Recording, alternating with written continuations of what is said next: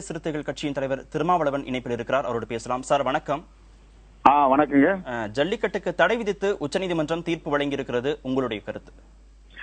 இது எதிர்பார்த்ததுதான். மத்திய அரசு அனுமதி வழங்கிய போதே விடுதலை சிறுத்தைகளின் சார்பில் சுட்டிக்காட்டினோம். இதற்கு சட்டப்பூர்வமான பாதுகாப்பு இருப்பதாக தெரியவில்லை. எனவே அரசு ஒரு அவசர சட்டத்தை ஏற்றியிருந்தால் இது பாதுகாப்பாக இருக்கும் என்பதை ஏற்கனவே சுட்டிக்காட்டியிருந்தோம். யாராவது உச்சநீதிமன்றத்தை அணுகினால் உடனடியாக தடை விதித்து விடுவார்கள் என்று எச்சரித்திருந்தோம். ஆனால் இதற்கு சட்டப்பூர்வமான பாதுகாப்பு இருப்பதாக சொல்லப்பட்டது. இப்போது இந்த தடை விதித்திருப்பது விலங்குவதை என்கிற அடிப்படையிலே வழங்கப்பட்டிருப்பதாக தெரிகிறது. காளை மாடுகளை அடக்குகிற இந்த விழாவில் எந்த வகையிலும் விலங்கு வதை என்பதே கிடையாது. நீண்ட காலமாக இதை கவனித்து வருகிறவர்களால் சொல்ல முடியும்.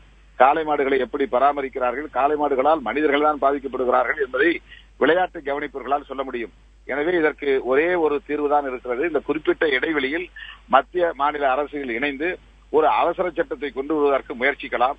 அல்லது 9 பேர் கொண்ட முழு பெஞ்சுக்கு இந்த வழக்கை மேல்முறையீட்டுக்கு எடுத்துச் செல்லலாம். ஒரே நாளில் அதை கொண்டு வர முடியும். மேல்முறையீட்டிலே இதை எடுத்து விவாதித்தால் இது விலங்குவதையின் கீழ் வராது என்பதை ஆதாரபூர்வமாக நிரூபித்தால் இந்த தடையை விலக்கிக் கொள்ள முடியும். தமிழக மக்களின் நீண்ட காலத்து பாரம்பரிய பண்பாட்டு உரிமையை பாதுகாக்க முடியும் என்பது விடுதலை சிறுத்தைகளின் நம்பிக்கை.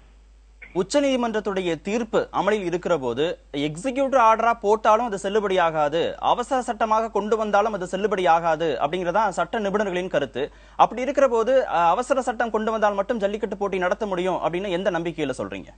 இல்ல, அவசர சட்டத்தில் அந்த விதிமுறைகளில் உச்சநீதிமன்ற தீர்ப்புக்கு மாறுபட்ட வகையிலே அந்த நிலையை கொண்டு வர முடியும். அரசு நினைத்தால் எத்தகைய ஒரு உரிமையையும் மீட்டெடுப்பதற்கு வாய்ப்பு இருக்கிறது.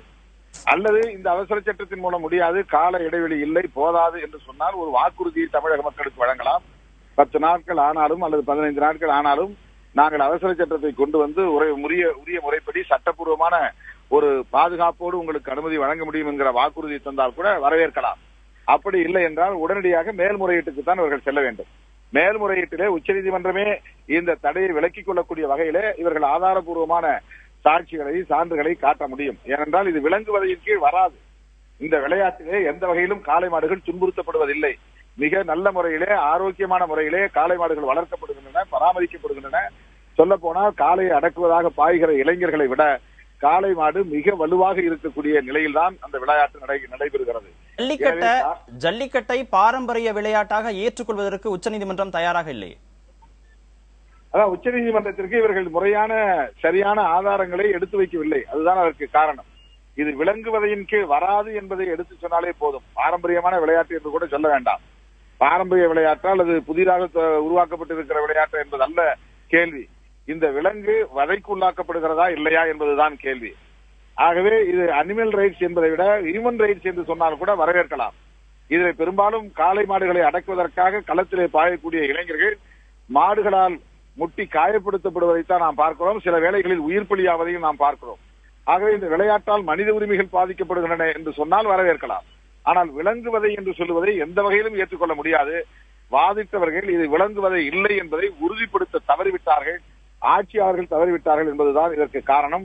2 ஆண்டுகளாக நடந்து கொண்டிருந்த இந்த வழக்கை விரைவுபடுத்தி முன்னமே இதை நடத்துவதற்கு தமிழக அரசு ஆர்வம் காட்டவில்லை. தமிழக அரசின் வெத்தன போக்கும் இதற்கு காரணம்.